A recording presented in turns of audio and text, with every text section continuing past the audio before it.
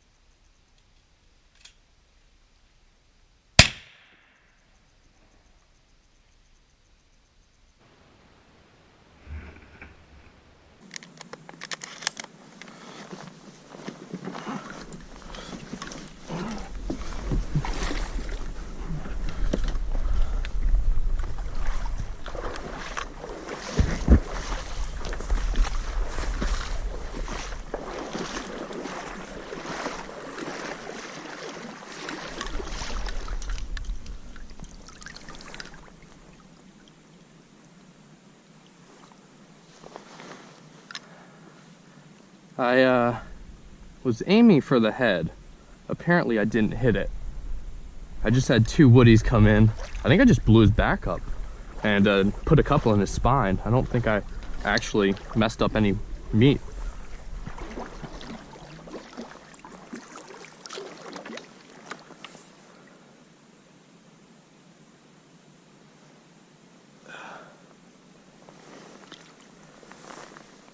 Gorgeous pair of wood duck drakes. Both are really small, must be yearling birds. Beautiful, beautiful birds though.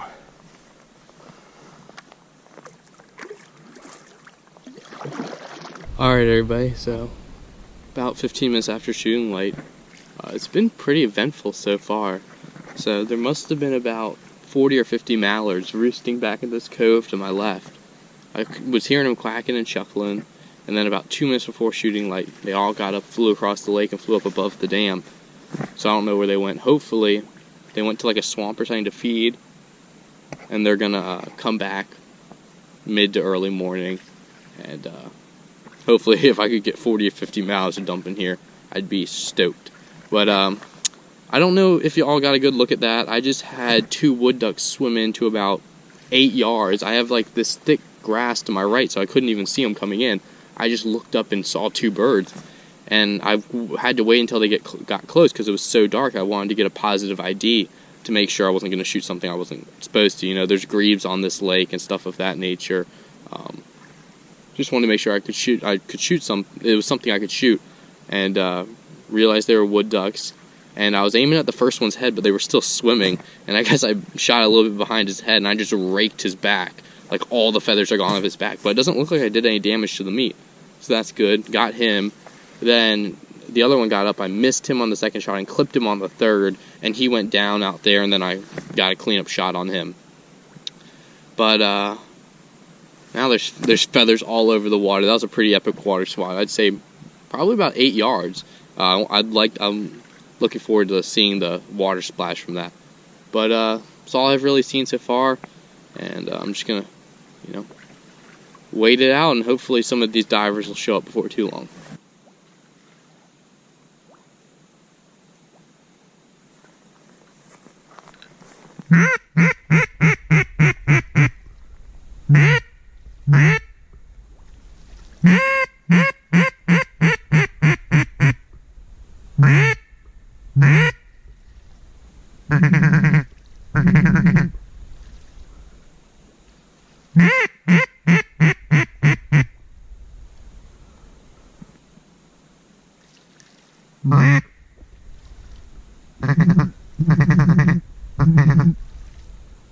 Oh, it is right about 8 o'clock now, so we've been going for a little bit less than 2 hours.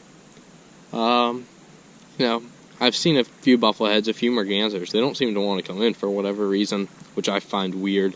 Normally, those two species of bird are the two most likely to just come right into the decoys, especially if you have out stuff that's white and black like I do with these bluebills. But we did have 3 mallards come. I didn't see them until they were pretty much right in front of me, and they were already locked up, and they were looking to go back in this cove. And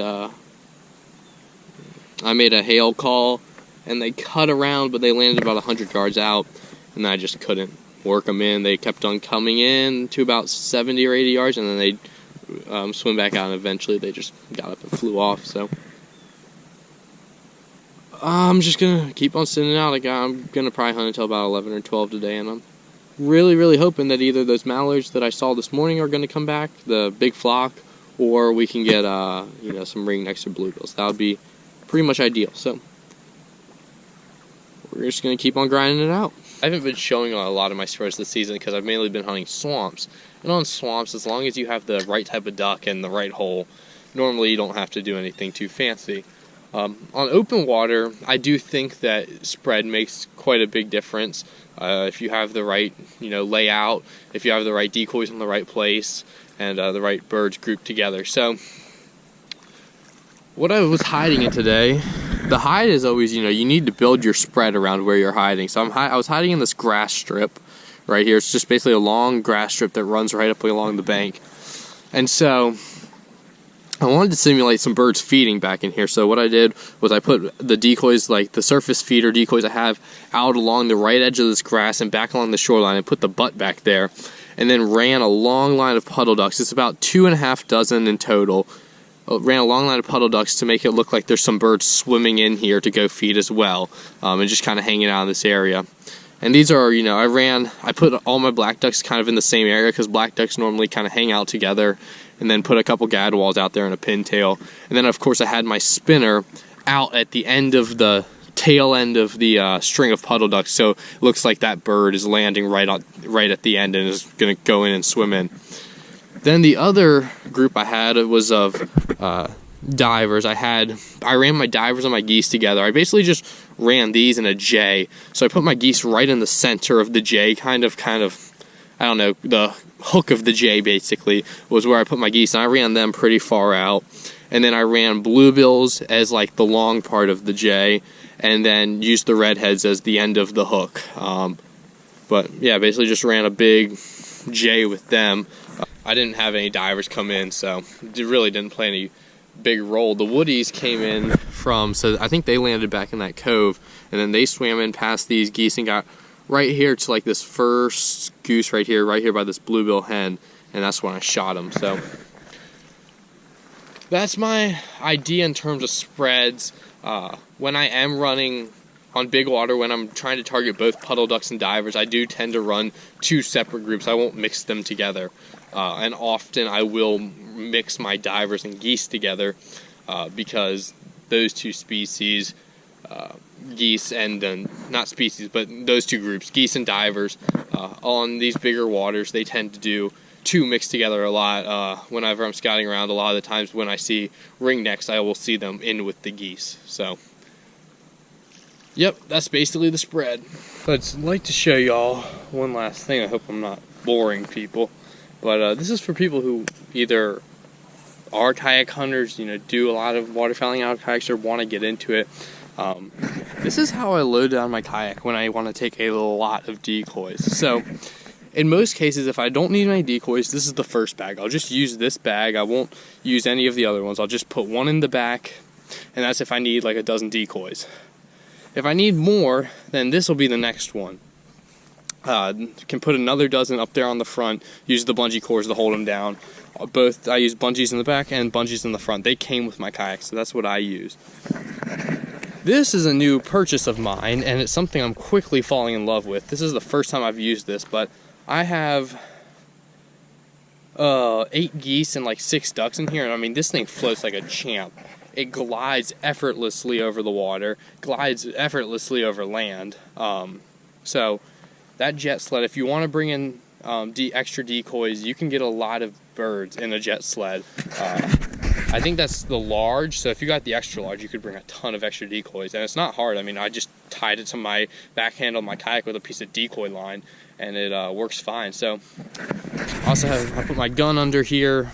The burlap I use goes under there, and I also have, actually forgot to say this, so there's a front hatch here on my kayak. You can just pull this up, and I put 8 decoys in there. That's how I get 4 dozen decoys to a spot when I'm gonna kayak in, but I also want to bring a lot of decoys.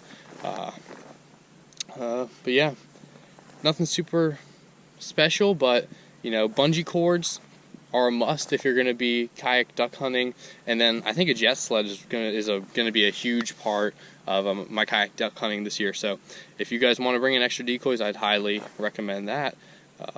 Besides that, I hope you guys enjoyed. We're going to wrap it up in just a bit. So I've made it home now. It's freezing outside. It's really cold today. We got colder as the day progressed, and so I came into the garage to film this. But I just want to talk about today's hunt and show you all the birds. Very briefly, today's hunt wasn't a bad hunt. I feel like I learned a lot. That was a piece of water I haven't hunted, and definitely an area I haven't hunted on that piece of water. And, I got to kind of run my decoys pretty early in the season. A lot of the times I'll be breaking out those decoys in December and January. So getting to run those decoys now, make sure everything's in order, kind of get a system established was very beneficial for me to be able to do that now, so that I know what to expect in December and January. It wasn't a burn 'em up kind of hunt. I basically shot the gun twice at those 2 wood ducks. Well, I shot 4 shots at those wood ducks, but shot at those wood ducks, and that was it. Did have some mallards reject me, as y'all saw, but not a bad hunt at all. And I hope you guys enjoyed it. I'm going to show you all the birds here real quick. So there are the birds. Just 2 pretty wood ducks. I'm sure y'all saw them, but 2 very pretty ducks. And like I said, not a bad hunt at all. I really love hunting out of that kayak, and I was really pleased today with how well it hid. I haven't had that good of hide in a long time. So if you guys have any questions, make sure to leave a comment in the comment section down below. I'll make sure to answer that right away. If you guys enjoyed the video and want to see more of these, and you guys aren't subscribed, make sure to subscribe to the channel. I hope you guys enjoyed the video, and thanks for watching.